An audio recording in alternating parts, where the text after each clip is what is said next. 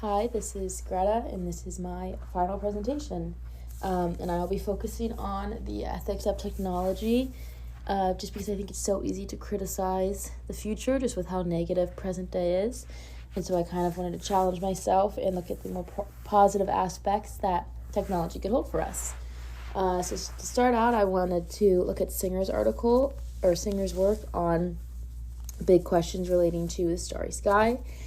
And Singer kind of writes multiple times that, the more we learn about the starry sky and space, the more insignificant in a way that we'll feel, in the sense that we'll feel much greater appreciation for the universe and all its inner workings, and we'll better understand how small of a role we play in that. And I definitely wanted to highlight this in my work because since I am focusing on technology, I'm arguing that it is useful. And so I think if we have an understanding, an exact understanding of how technology should be used, and we're not trying to make it some big, extravagant SpaceX unnecessary thing, we're instead using it to better understand the universe or better understand how to reap the most out of the earth without stealing all the resources, etc.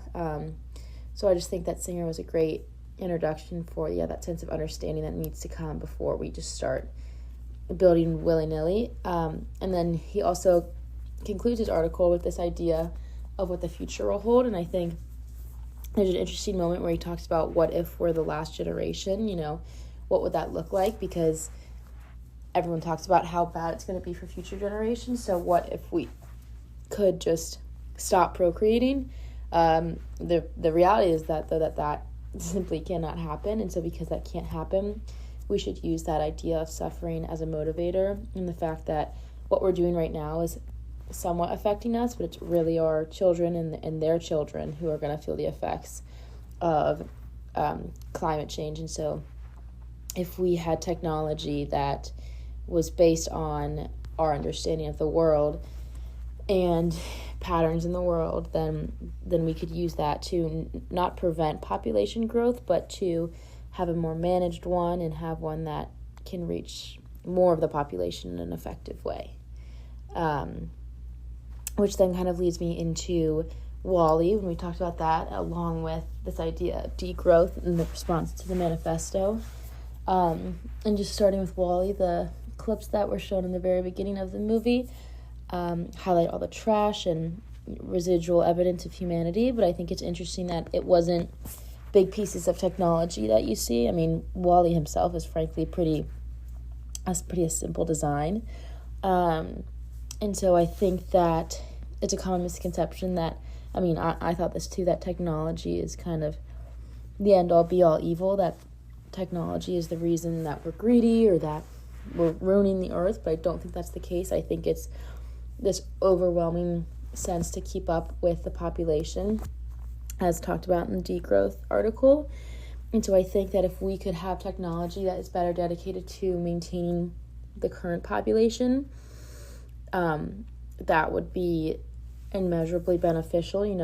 For example, if there was, and I'm not an engineer or designer, so I can't even picture what this technology would look like, but one that was focused on better food sources for third world countries, so that the people that are alive have a better shot at having a more maintainable life. And then maybe that would lead them to, if they have healthier food in their system, then they're more likely to go to school every day, and then they could learn how to get a job, and then maybe they'll get a job and they won't get married right away, or they won't have kids right away, and so the population itself would then kind of balance after that.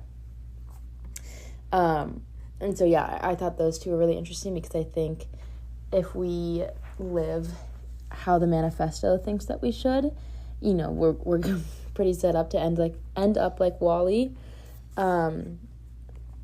But let's say if that did happen and then we were to have the happy ending that WALL-E has, I think it is important to note that, the manifesto does denounce the simplicities of farming, and I don't agree with the way in which they do it, but I do think that our solution can't be as simple as we hope it would be. I think it's definitely satisfying to think of, oh, if we were to go back to simple farming, our life would be a lot better. But I think that technology really is the answer. And I mean, I don't know if we can necessarily even blame ourselves, because we have this taste of technology and an easier life and a nicer life because of technology. So I think it's fair that we don't want to, revert back to life, during the settlements and whatnot. And so I think it's all about choosing the right technology. And this research that I've been doing definitely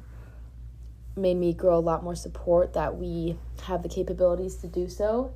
It's just putting the money and the funding in the right form of technology, which lets me into another segue of the Ghost in the Shell movie, which the excerpts that I watch really make me want to watch the entire movie. I believe it's not a series, but a movie, because this is kind of, I guess, a little bit of a counter argument to my view on technology, in that there definitely are some unnecessary forms of future technology.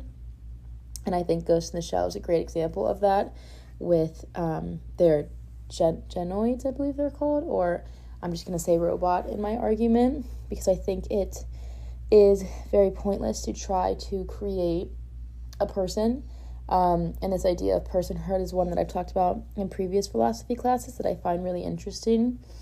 And I believe that no matter how convincing a robot might seem, it will never be a person. And so I just don't think I understand why we would ever want to replicate humanity if we can't do it successfully. And I mean, sure, we've got a long way to go, but I think money and effort should be spent, like I said, to food-related or farm-related technology. And I mean, I do think in some sense, like, let's say a robot could be used to prevent mass workers in sweatshops, or maybe could work at a Starbucks where baristas are currently underpaid. I think that's definitely an option. But I think that, yeah, when people think of technology, they think of robots and this, even like a barista making your coffee. That's not necessarily something that I think needs to be addressed right away. And I think that ties into Singer, that we really should be asking the bigger questions, how can we explore space more with technology, instead of how can I get a $5 latte from a robot? I think that we need to be, I would just repeat myself, but I don't need to do that.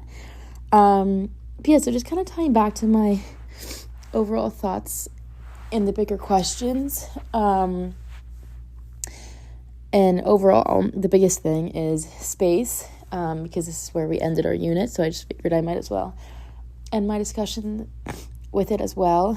And the idea of space is pretty unfathomable for me to think about, just because I really have no experience researching it or watching movies about it or anything, which is why I really did enjoy our discussion on SpaceX, because I think it can be easy to think, oh, well, this technology is for research purposes, so it's okay. But, to what extent do we allow the night sky or not the night sky, but the outer space to lose its purity, to lose its, so that we grasp so much more knowledge? I think that's definitely a heavy debate, and I think it would be super interesting for us to learn more about space and for it to lose some of its purity in our eyes. But I really don't know if that's the steps that we need to be taking. I argue strongly for the fact that technology should be, especially on farming is the big one, and yeah, so I just think, to conclude, that Springer said it best, that we need to, in order to feel how small we are, we need to learn how big everything else truly is. And I think that we can through technology, we can. And so it's definitely a double-sided sword. And I think I need to be more open-minded when thinking about technology, and that, it's not just SpaceX, it's not just robots. That's not what technology is. It is finding ways to maybe clean our air faster, or to plant more trees, or something like that. So I think we need to definitely have a more positive outlook, and that it can be attainable if we just put the resources to our efforts to the right resources and to the right research. But yeah, I didn't realize how much technology was kind of woven in between every topic and article we looked at in class. So it was definitely super interesting to go back and look at it through this perspective.